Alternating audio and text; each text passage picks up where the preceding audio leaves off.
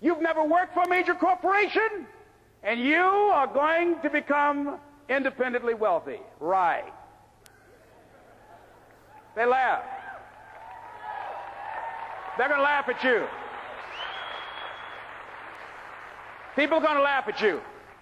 But let me tell you, I believe in revenge like Frank Sinatra. He said the best revenge is massive success.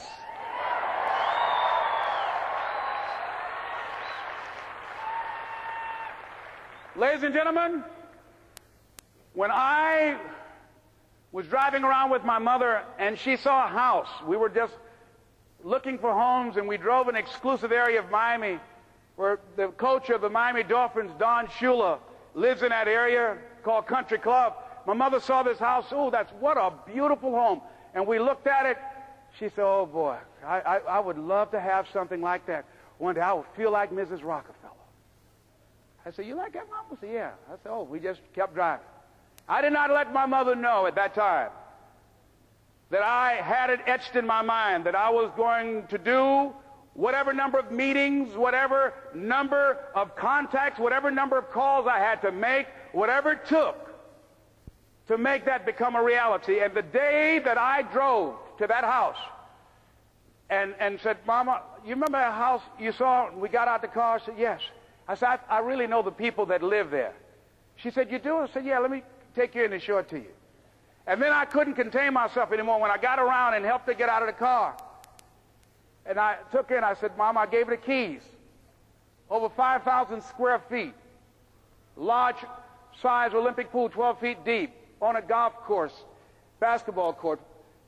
I said, Mama, this is for you. And ladies and gentlemen, to see my mother walk around this house, this woman who only has a third-grade education, never had any children of her own. And she walked around and she said, oh, Lord, oh, thank you, Jesus. No one would have ever told me this would have happened to me. She said, Leslie, she said, you know, that day when I went in that building and they told me this lady had these boys that she wanted to put up for adoption. And I told them, I said, I'll take them. And she said, ladies, she said, raise your hand and swear to me 2 things. I said, what is it? She said, swear to me you won't separate them. She said, oh, no, I swear. I'll keep them together. I swear. I've never had no children. I swear I'll keep them together. She said, swear to me, lady, that you won't ever tell them about me. She said, I'm married and I got pregnant while my husband was at war. She said, swear to me you won't tell. She said, I swear I won't tell. She said, okay, you can have them. She said, when I came out that house, I was looking at y'all. She said, I didn't know how I was going to do it. She said, I was working at the M&M cafeteria. She said, I didn't know how I was going to raise y'all. I just knew somehow the Lord would make a way somehow. And I never thought this would happen to me.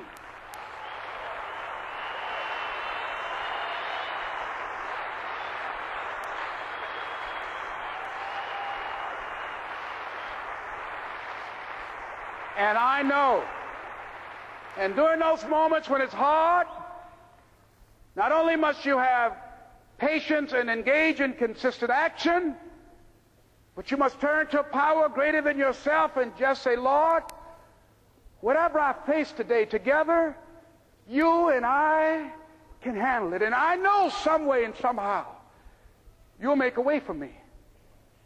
You'll make a way for me. Ladies and gentlemen, there are many nights I walked the floor and did not know how I was going to make it.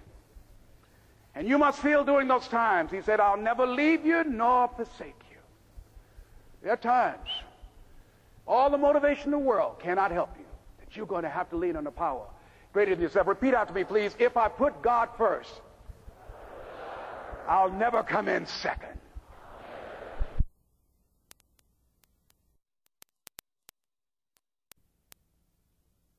And you have that kind of spirit about you. Repeat after me, please. I'm blessed and highly favored. See, when people ask you, say, how you doing? Even if you're having some difficult times, say, I'm blessed and highly favored. Because anytime you wake up and you don't have a white chalk outline around your body, it's a great day.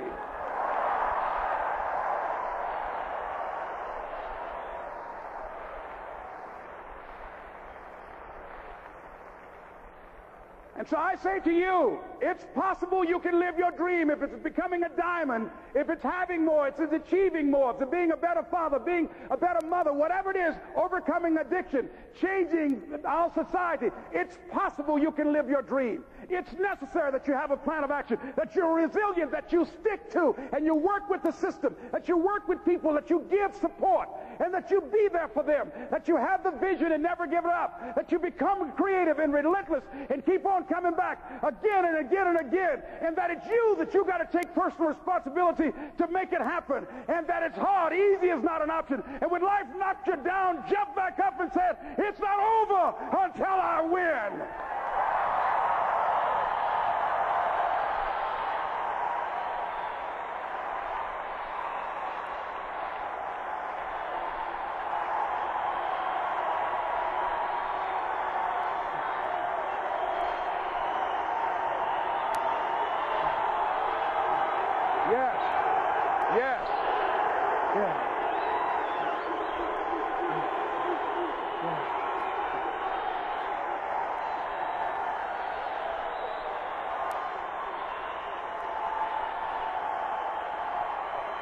Ladies and gentlemen, thank you. Thank you. Thank you. And when you know it's hard, and you write down those reasons that will energize you, that will inspire you when you want to give up, when you doubt yourself and you pull those reasons out, that will make it worth it for you. And once you find those things that will make it worth it for you, it will create a hunger within you that won't be denied, and then it is done. It's a done deal. It's done. You know people, you've seen people that you can predict early on, that person is going to be a diamond. You know it. How they carry themselves, how they take care of business, how they follow through, how they keep their commitments to their commitment, how they work the system, their energy level, their passion. You know it. The mark is on them. You know it. That one's going to make it. You know it. I went to a friend of mine's house the other day, and we were looking at our son who was watching Billy Graham on television, and everybody said, that young man's going to be a preacher. The mark is on him. We know certain people that mark is on them, and people must see that in you.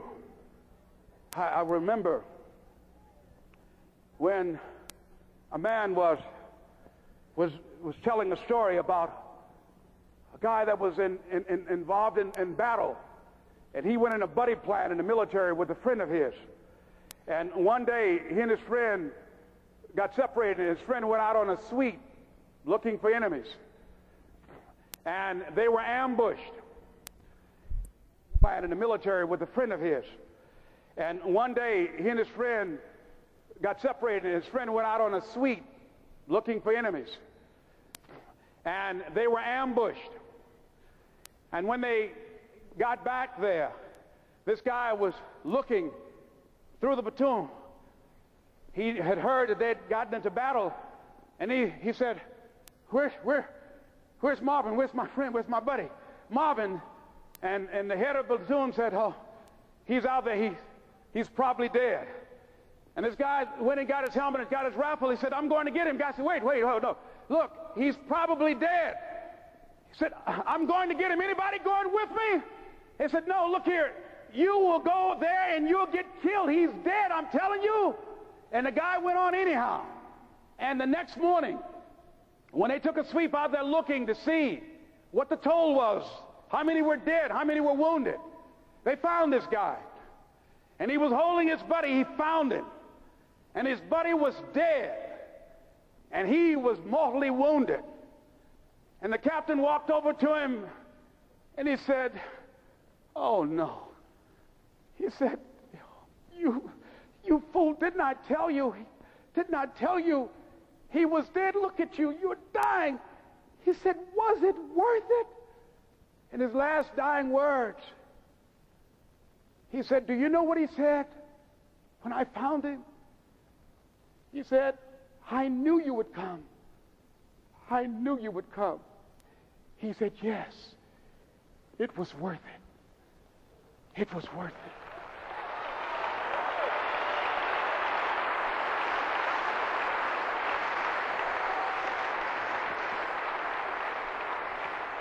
The others didn't have the guts, ladies and gentlemen. They didn't have the guts to go. This is the kind of organization, this is the kind of legacy the Yeagers have built. The Hoppers and the Brian and Judys. They have that kind of commitment to you and to your dream and to your aspirations at a time when people are afraid of challenging times. You got to have people to have that kind of gut under fire, that they'll still stand with you, they'll still be there for you. No guts, no glory. I want to leave this with you. I don't know what you want to do right now, but I hope that over these next few hours, all the speakers, all the training, and all the major investment to make this possible, to assemble you here, to pursue your dreams, I hope that you keep in mind that it's possible for you to become diamond or whatever you want to do, that it's necessary that you follow the system, that you assemble yourself with people who share it for you, that you've got to take personal responsibility to make it happen, that you've got to resolve no matter how bad it is or how bad it gets, I'm going to make it, that it's hard. No, easy is not an option, but it's worth it, whatever those 5 reasons are, and once you realize it's worth it, it's done. And I want to leave this with you that I'm known by.